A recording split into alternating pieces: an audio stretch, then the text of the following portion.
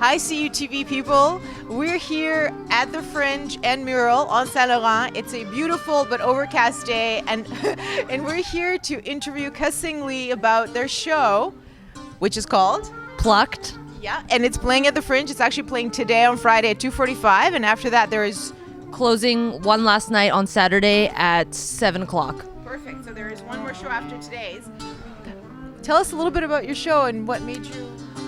So Pluck'd is a personal story. It surrounds, I'll give you the tagline first. It's a Chinese immigrant family torn apart by gaps of generation, culture, and language, reunited by the beauty of Christmas and the protection of Saran wrap. It surrounds a queer, trans, radical anarchist who returns home to their traditional family. It's like an absurdist comedy, and it goes waywards, and there's turkey spanking, and it's a whole shebang. Turkey spanking. I like that one. This is good. Yeah. You gotta stick it to the patriarchy. This is good. This is awesome. And can you tell us what inspired you to write this show? Because you are the writer producer, correct? Yeah. So like I said, it's a personal story. Two Christmases ago, I actually got kicked out of my house by my parents for coming out of the closet. So that escalated into what is this show now. It was a really absurd situation, and it was kind of a healing process for me first to write this show, and it really kind of helped me see both sides of the characters, like my side, which my first draft was really sympathizing with my character, and then my second draft really sympathized with the father's character, because as an immigrant parent, him and my mother invested all this time and money into raising this child, and that's their absolute dream, and then this child becomes something that is literally incomprehensible to them. Words like queer, trans, non-binary, those are words that don't exist in the Chinese language. There's no way for me to ever get them to truly recognize me in the Western context in which I learned my own identity. So it became this culture clash that just can't be mended. And it's they live on completely different planes, and they literally speak two different languages, literally. And so it was pretty much based around that. That's really important that you do this then, because I'm sure that you're speaking to a lot of people that might not have the tools, the language, the courage, and the platform to do this kind of work. This is really important, especially for the Fringe in Montreal to do work like this. So I'm really happy this is going on. Can you tell us a little bit about the rehearsal process? Because I know you're really involved. You didn't just write it and just kind of move out. How did you see this whole thing happen? So my director, Sophie G, who is amazing, we've been in rehearsal for about a month now, 3 days a week, 3 hours a day. It was really nice to see it come to life, because I had spent about 2 years writing it, and then it just came to fruition, and it was a really beautiful process, and it was a lot of work on all three parts, and the actors are amazing. We have an amazing cast and crew, and it was really special to me because I wanted to work with an all POC, people of color, cast and crew, and I was able to do that. So it was a really, really safe space, and I think all the actors and the director all kind of personally connected to the piece in some way. Yeah.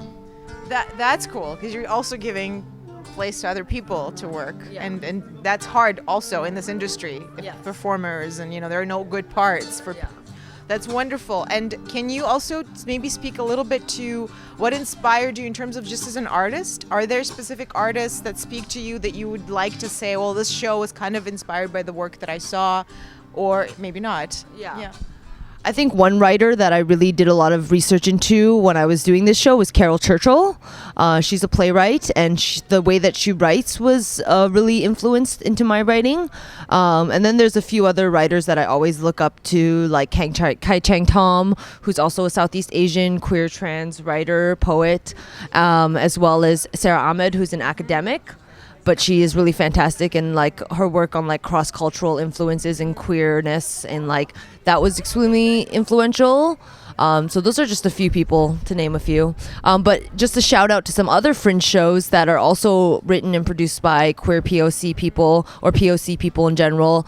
Love Painted Brown is a great Fringe show that everyone needs to see. TLDR SMH, Too Long Didn't Read, Shaking My Head, is also a fantastic show. Pani, which is about Islamophobia and my my actress is actually in that show as well. Because this year's Fringe has a lot of people of color in it, which is really important. Last year's Fringe was incredibly white, sadly to say. But I think it's a huge, like, the racial diversity has been a huge topic in a lot of the Fringe this year, and I think that's really important. It is really important, and it's great that you're shouting out to other people of color who are doing work here, and that we're all everyone's supporting each other. Yeah. That's the most important part of, I think, any kind of artistic initiative. And can you just maybe briefly tell us what are you going to do next, maybe with this show or a part? How do you see yourself working maybe in this medium or in another one? So I definitely want to take the company farther. So through Fringe, I created a company called BAP, called Bald Angry Asian Productions, which is a non-hierarchical solo art collective, which consists of one person and 3 alter egos, Ke, Sing, and Lee. So that I want to take farther, and I want to delve into more performance art. But for the show itself, I plan on sending it to Fujian Theatre in Toronto, maybe Buddies in Bad Times, some queer POC-centric, Asian-centric theater companies, and try to reach out to Toronto, because what I realized with this show is the audience members that it resonated with the most have been the POC community. And every show I have some people of color who come up to me after, who like the show really resonated with, people who are in tears and really saw themselves in this story. And I think that going to Toronto with it would be great, because there's a huge Asian community in Toronto, a huge like queer, trans, POC community over there. So yeah, hopefully I'll see you in Toronto. We will see you in Toronto, and we'll come along. Is there anything I didn't ask you that maybe you want to mention about yourself or the show or the work you want to do? Yeah, I think representation has been really important for me throughout this process. And like growing up, I didn't get to see a lot of representation in theater specifically, and in film and in acting and in a lot of the arts. It can be really white sometimes. And I think it was really important for me to give that voice for the queer community, for the trans community, and for the POC community, and finding a way to intersect those identities, because they've been really separate for me my entire life. And haven't really been able to meld all of those identities together for myself. And I really found intersectionality in making this play. So I think like giving more voices to those communities and to those people. And yeah, I want to like, what's the word I'm looking for? I want more young queer, young trans, young POC artists to go out there, and there's some really great resources out there. Kamala Mackerel, who's an amazing artist, is holding a art collective for young queer, trans, and POC artists in Montreal. And she's an amazing spoken word artist and a performer and a poet.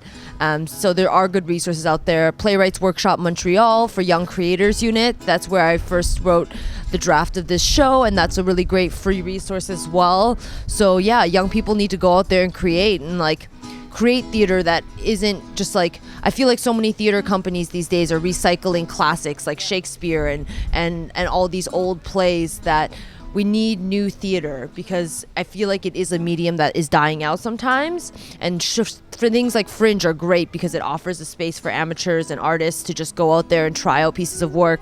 And yeah, I never thought my show would take it this far, and now we're nominated for Best English Production. Yes.